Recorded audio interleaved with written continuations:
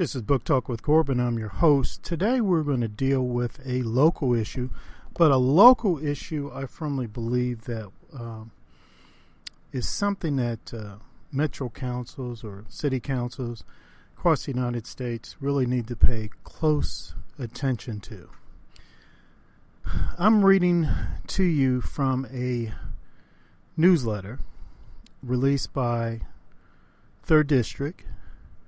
The 3rd District Council Louisville Metro Council representative is a Keisha Dorsey, D-O-R-S-E-Y, Keisha Dorsey, Democrat.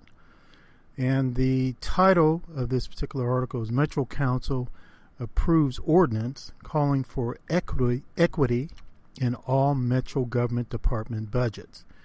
And I'm going to quote from here.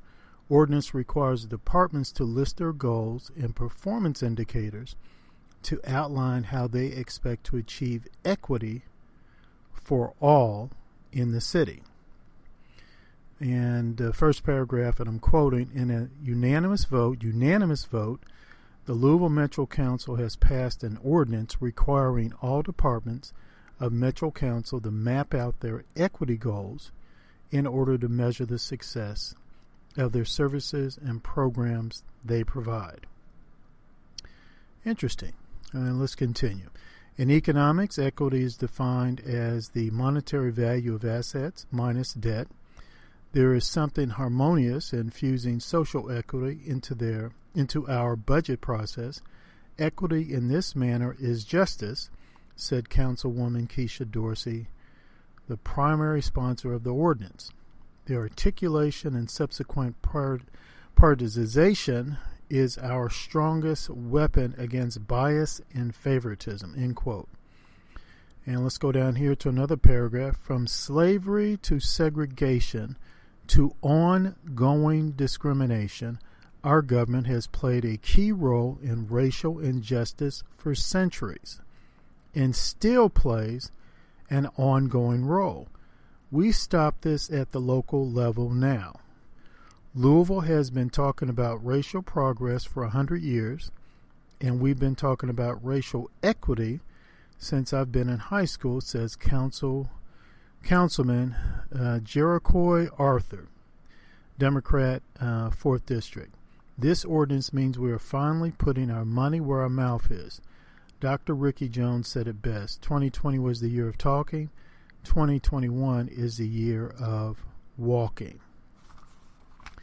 And there's some other interesting points here. I'm just going to pick and choose a little bit, keep moving on. Quote, we will continue working closely with Metro Council to ensure local policy promotes equity and inclusion, said Sarah Devonshire/Wisdom, President and CEO of Greater Louisville, Inc. And the mayor's response here, he talks about how he had hired a chief equity officer, how he signed an executive order declaring racism as a public health crisis, and outlined an advancing racial equity plan as a roadmap to change. And then the last quote here, final quote here from Mayor Greg Fisher. Equity in budgeting is key to a more equitable distribution of resources, ensuring opportunities for all Louisvillians to achieve their full potential. And then, end quote, he thanks, of course, Councilwoman Dorsey for her unwavering commitment to the whole vision of equity. Now, look, equity in and of itself sounds fine. I mean, it sounds positive. It sounds good. Who can be opposed to equity and justice and all those other positive things? But no one seems to be asking any simple questions. And one of them here, one question I have is ongoing discrimination. That was very clearly stated. Ongoing discrimination. Let me say that again. Ongoing discrimination. At first we talk about, the slavery, which is abolished in 1863, and then the segregation, etc. Okay, get that, got that history. But then they say ongoing discrimination. I think they're talking about on a national level and also on a local level here in Louisville, Kentucky.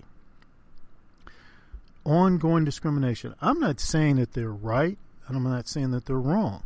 I'm just asking for, where's your evidence? Where's your evidence? You say there's ongoing discrimination. Well, where's your evidence? Where's your research? Show me some research. Show me some evidence. Show me some research that says, hey, here's the ongoing discrimination. Produce it. Show me some research on this. Show me some evidence.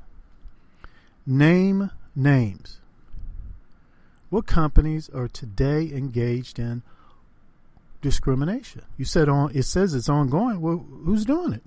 Name the names. Name the banks. Name the mortgage companies. Name the companies. Name the public offices. Who's doing it? Name names. And locally, I definitely want you to name names. What companies here in Louisville, Kentucky are engaged in ongoing discrimination? Is it Kroger? Is it Republic Bank? Is it River City Bank? Is it some moving companies? Or is it some local franchises? Is it some restaurants? Is it KFC? I mean, name names. What companies here in Louisville are engaged in discrimination? Is it UPS? I mean, tell us. I'm not trying to be funny here or sarcastic or anything like that. I'm just saying, hey, you said ongoing discrimination, and you start talking about Louisville and equity and all. Well, where's this evidence? We need to see this. We need to know these names. We need to know these names. And are you saying that under past administrations, mayors, leadership of past mayors, that there have been discrimination? Show me when and where under Jerry Abrahamson's administrations that there was discrimination. I'm not saying it was there, and I'm saying it wasn't there. I'm just saying you said ongoing discrimination. Well, where? Name it. You mean it was the city of Louisville? Name it. Say that. I want to know. Where's your evidence? I'd like to see it. This is disturbing. This is very disturbing. Then you talk here about racial progress and racial equity. There's been no racial progress? Over the past 20, 25, 30, 40 years, you said there's been no racial progress? Man, that's a pretty serious charge. Show that to me. Where's your research on that? Where's your evidence on that? Talk to me about it. And if there has been no racial progress, where does the fault lie? I mean, are you telling me that the local government has, in some fashion, form or another, prevented the racial progress? I mean, state that. Has it been a particular company or companies? Name those companies. Particular powerful individuals? Name those powerful individuals. Has it been the University of Louisville or Bellarmine University? Has it been UPS, Kroger? River City Bank? I mean, who's been doing this? Let's name names. Bring it out. Let's talk about this. Let's bring it out there. That's pretty disconcerting to hear there's been no racial progress. And racial equity, what does that mean? What does racial equity mean? Can you share a definition for me? I mean, I'm sort of slow. I'm very slow. Explain it to me. And here I noticed that the ordinance was passed on unanimous vote. I'm curious. Did the Republican Party members of the city council, did they raise any questions? I mean, any questions? Did they raise any concerns?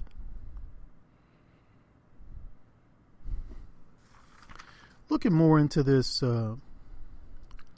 It says the equity ordinance follows 3 basic guidelines set out to achieve equity through the budgeting process. All departments must identify and articulate an equity vision.